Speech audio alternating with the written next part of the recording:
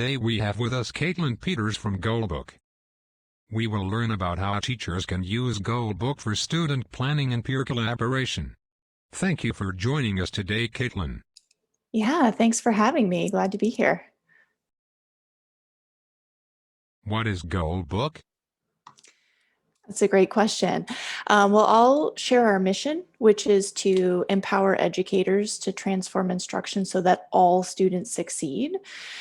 So basically, Goldbook is an online resource for teachers that helps them write and implement IEPs and also deliver specially designed instruction. So that means gathering data on student performance so they can write meaningful present level statements, helping understand student needs to write measurable goals for students that are at their grade level, and also to help them monitor progress, and also to use research-based strategies that are aligned to the Universal Design for Learning framework so that that instruction becomes accessible. So it's sort of like an online planning partner for teachers.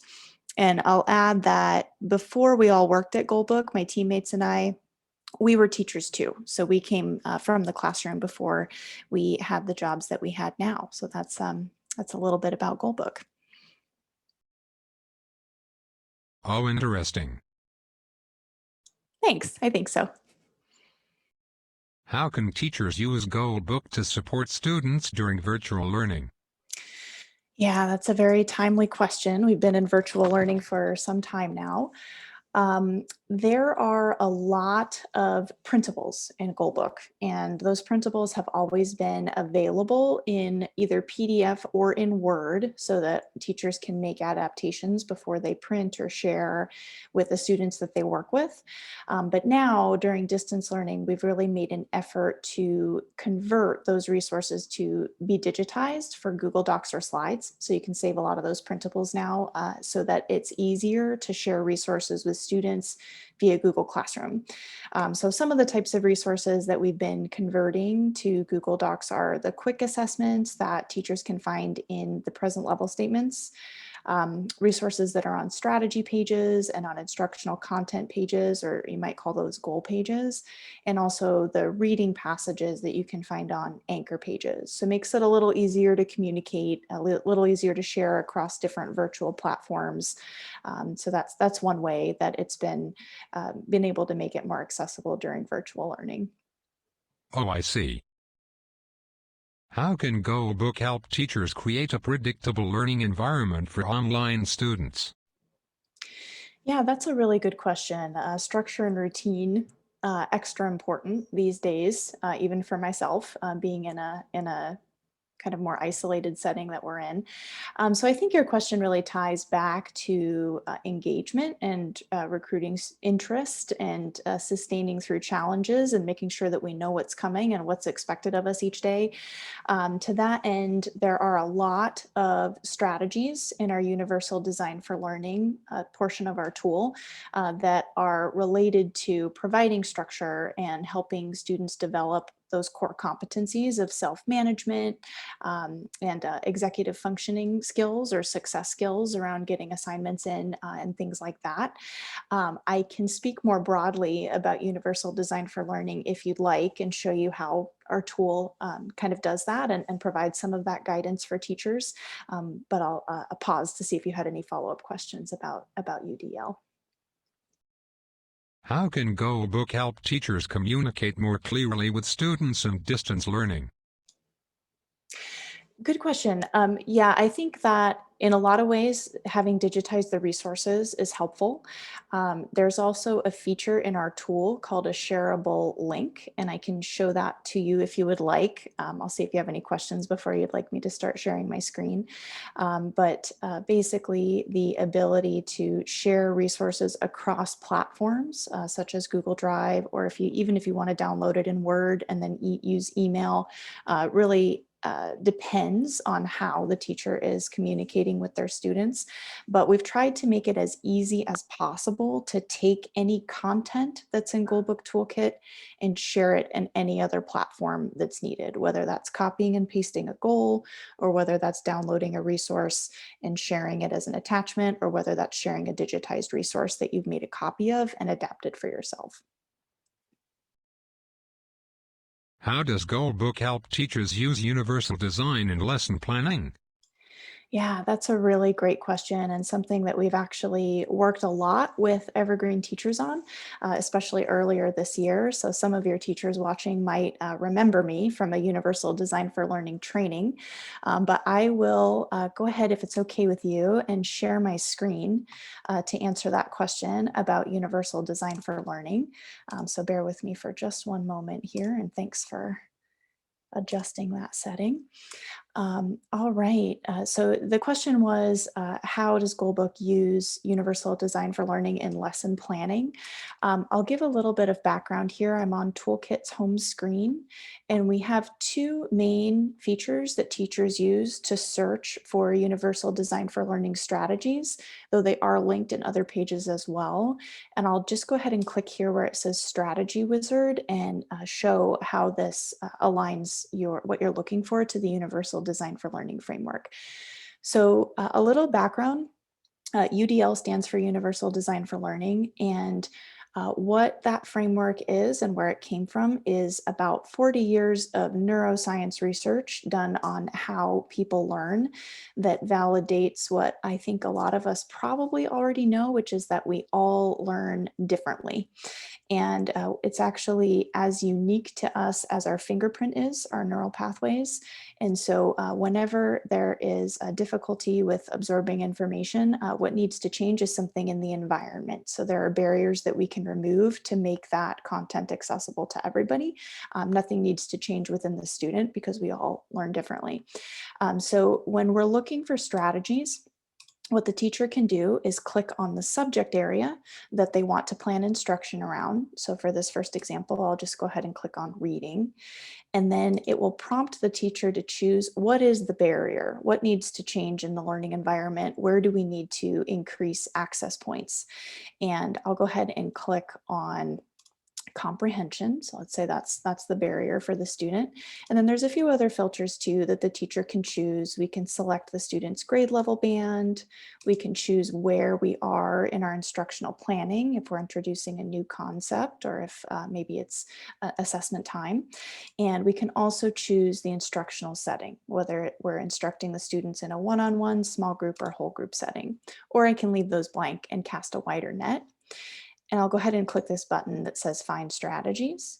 And what this lets the teacher then do is select from all of the strategies in our tool that have been narrowed down by the filters that I selected.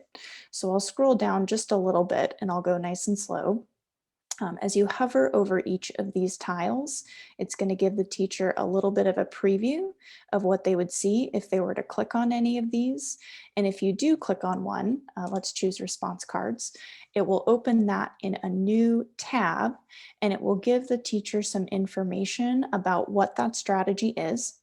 And then it will also give some printables. And like I mentioned, we have the ability to download these in PDF or in Word, so they can go ahead and make changes as needed for that individual student. We can also open this in Google. I'll go ahead and do that here just so you can see what that looks like. So the teacher can go ahead and make a copy of that and adapt for your own individual students, whichever makes the most sense. Or you can also go ahead and save this strategy to, or this printable rather, to your library. So the teachers then have the ability to go back and reference that. Beneath all of the printables, what the teacher is going to see are some implementation tips for how to be impactful and strategic with this strategy. So for example, you can see if we have visually oriented learners in mind, different accommodations. Back to one of your earlier questions, Caleb, about routine and predictable learning environments, how to kind of embed that into your instructional planning. And then they'll also see and technology. This is really important, as you mentioned to your earlier question also about virtual learning.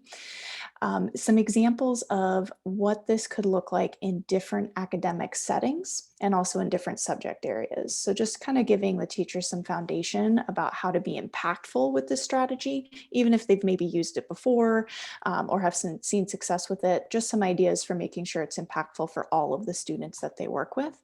And then there's also some related strategies that they'll see suggested at the bottom.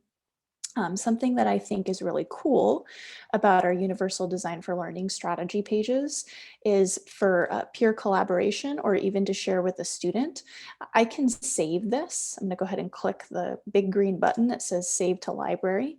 And if it's okay with you, Caleb, I'll go ahead and use you as the sample student. So I'll just go ahead and enter the name of the student that I'm going to save this for. And I can also include some notes like try after reading a new chapter, and then I'll click save. And once this is saved, I'm gonna go ahead and click view saved strategy page. You can see what happened is I started a folder for this student. And I also have some notes here for how I might use this with the student. I can write a lot more than that, but I know our interview is going to be really short.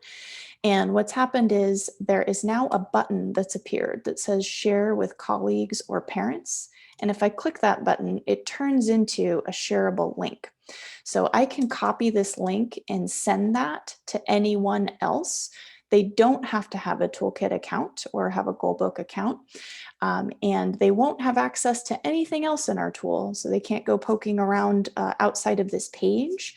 But they will be able to see this strategy, and that way we can make sure that we're supporting our student, in this case Caleb, across academic settings. So for example, a special education teacher might share this with a general education teacher who also supports this student in a different setting, maybe with the student's parents, especially with some of our younger students who are now in a virtual learning setting. And depending on the age of the student, maybe I would even share this with Caleb himself so that we can see what our strategy is and how we're working together to remove barriers in the learning environment and make sure that our student is successful. So this is an example of how a teacher might use our tool to think through some ideas of how to apply the Universal Design for Learning framework to their instruction. Is there anything else you'd like to add?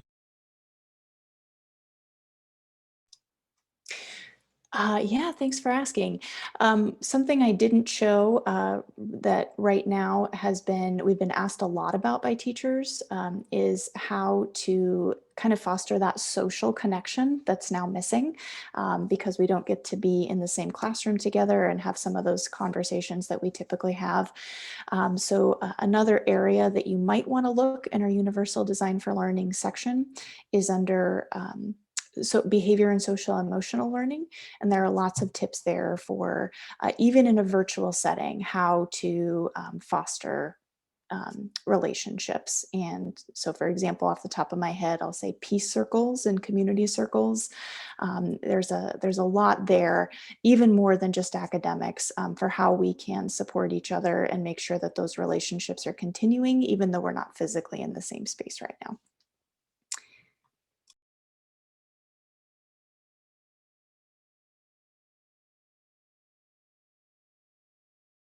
That makes sense. I have one more personal question for you. If you had a meeting in Quebec, Canada, would you rather fly there on the back of a dragon or ride there on the back of a Star Wars blurg? That is a personal question. Thank you for asking.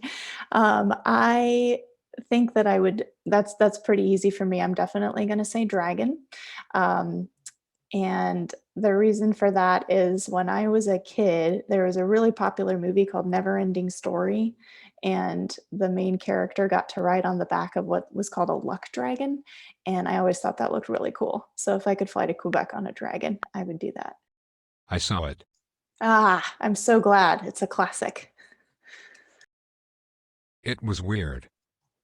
Yeah, I won't fight you on that, Caleb. It's a little bit of a weird movie, but it has a special place in my heart. I would ride blurg. Well, that's great. We won't have to fight over who gets to ride the dragon. Oh, yeah. Thanks for sharing that with me. A Star Wars fan, I see. Thank you for joining us today, Caitlin. During distance learning, it's more challenging than ever to plan for student success.